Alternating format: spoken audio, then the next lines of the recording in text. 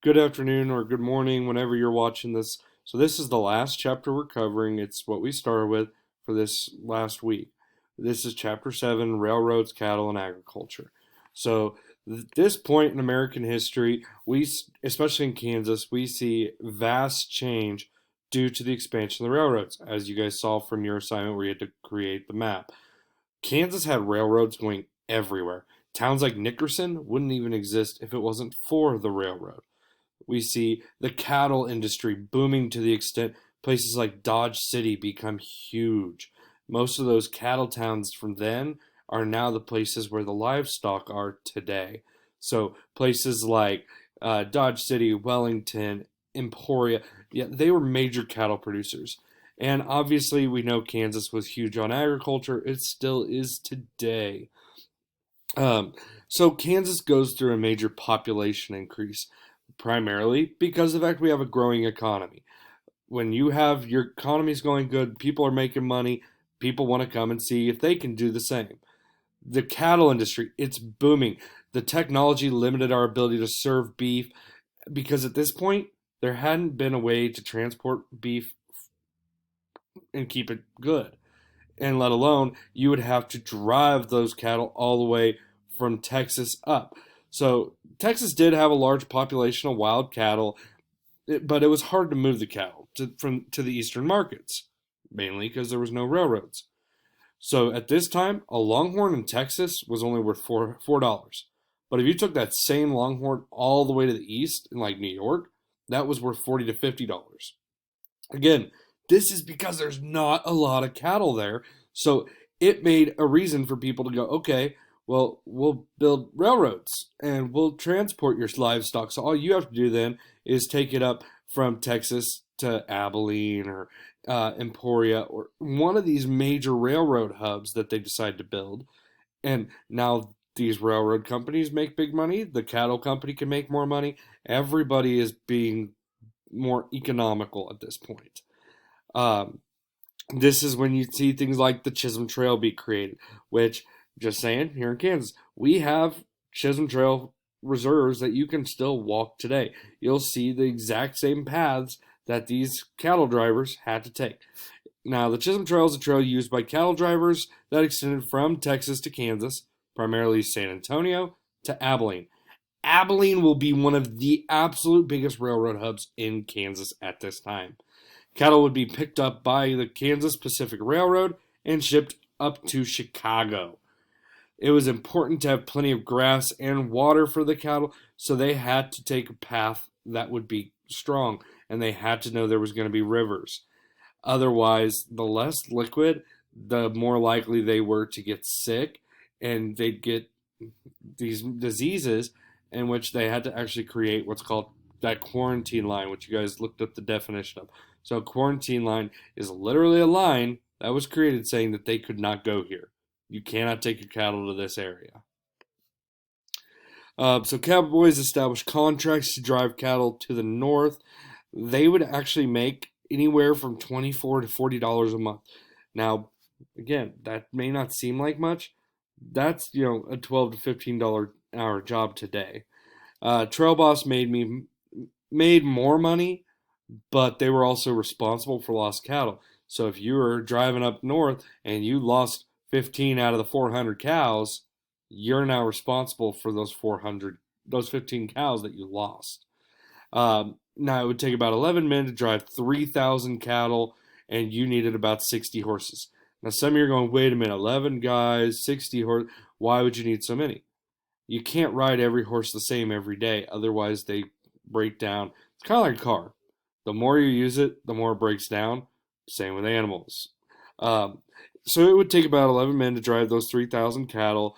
The equipment they needed a good saddle. After all, you're spending 18 hours a day on a horse. You needed a pointed toe boots, easy for saddle stirrup, dig heel into the dirt when roping cattle. They needed a hat, after all, for sun protection, keep them dry from the rain, and chaps. They protected their legs from the tall brush. So this is all equipment that a basic cowboy had. Here you can see a picture. You see the Stetson hat used to keep the sun or rain off. The reason it's so wide keeps it off your ears and everything. Bandana to keep the dust out of your mouth. Chaps to protect the lace from the brush. Spurs to urge the horse on. Too much spurring can actually harm the horse. Lariat, which is a lasso. Boots. Yeah, so basic. The cow towns. So at this time, cow towns start popping up, and these towns were emerging profit from the cattle trade. These were ending points of the trails like Abilene, Ellsworth, Wichita, Newton, Dodge City. These towns, if it wasn't for cattle drives, might not be as big as they are today. The reason Wichita's our biggest city is because of the fact it had the biggest railroad hub in all of Kansas. The benefits from it, Cowboys spent earnings in these towns. So these Cowboys would get done with their long drive, and now they have all their pay. Time to have a little fun, relaxation. The downside, Texas cattle brought along diseases and sickness. So the big thing that's actually going to end the cattle drive is something that's created in Kansas is barbed wire. But along with that is Kansas will actually ban the Texas cattle drivers from sections of the state due to Texas fever, like I was already saying. This disease carried by longhorns killed off our local livestock. So livestock had to travel west of McPherson, also known as the quarantine line. So that's a specific line saying you can't travel to this side of this area because your cattle will kill everything. The railroads finally extend to Texas and end the cattle drive. So makes it so Kansas stops growing. You know, possibly if the railroad hadn't extended there so soon, Kansas might actually have a lot more people. So the railroad, people questioned the government's role in the railroad development. After all, the government was giving out contracts to people, giving them stipends, saying, hey, the more you build, the more money the government will give you. It's kind of questionable. So they even created the Pacific Railroad Act, which meant the government was going to give public land, free land, to private companies and say, okay, this is yours. You just have to build railroad track across it. Now they can build hotels, saloons. They could build whatever they wanted alongside it, and they could profit off of it twice because they're going to profit off the railroad and then off of the businesses they build with it. So railroad companies lay tracks in specific locations that the government wanted. It was thought that settlers would follow the tracks and increase value of land. Big surprise, most people don't want to live right next to the railroad. Leftover land would be sold to settlers, and the railroad company would make a profit. Many thought these companies received too much land, and often they did.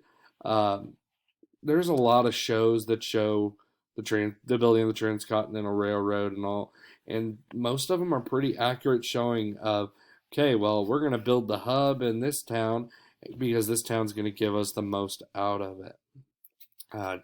Just be aware of what all that could possibly mean.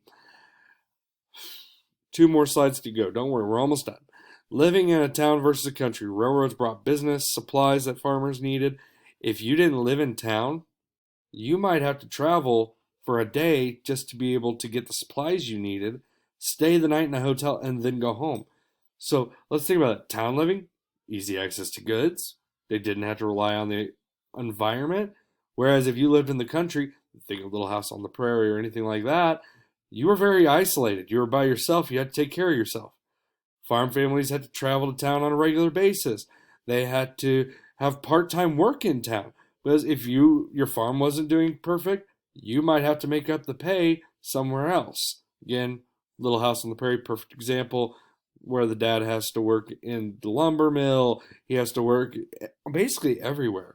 Many were commercial farmers, so they grow crops for a profit. I mean, most farmers back then even weren't just growing for themselves. And lastly, Kansas crops. Corn was a logical crop to grow. It was needed simple tools, had high yield. Yield means that they could grow a lot of it. So corn, oats were used to feed the livestock. Cotton and tobacco, they did not work in Kansas. It's simple. They have a short growing season. It just didn't make sense for our area. Rye, barley, castor beans, broom corn were grown when in demand. I mean, most farmers, if somebody's not asking for it, if it's not in high demand, I'm not going to grow it. I'm going to grow what everybody wants. Wheat, some early farmers grew wheat. It took off when the railroad entered Kansas because of that. Then we could transport this grain everywhere. So we realized that wheat and corn, those are the two biggest crops. Still relied on horsepower. It had to wait on the gasoline tractor before production significantly increased. After all, wheat, it's a long process to gather all of it. Okay, so that is the notes for this chapter. We'll have a review game on Tuesday during the Zoom, and I'm going to go ahead and post everything for this week tonight because I'm actually posting it Sunday. So whenever you're listening to this, best of luck on the rest of the week, and I hope to see you all Tuesday so we can say good summer. Have a good night.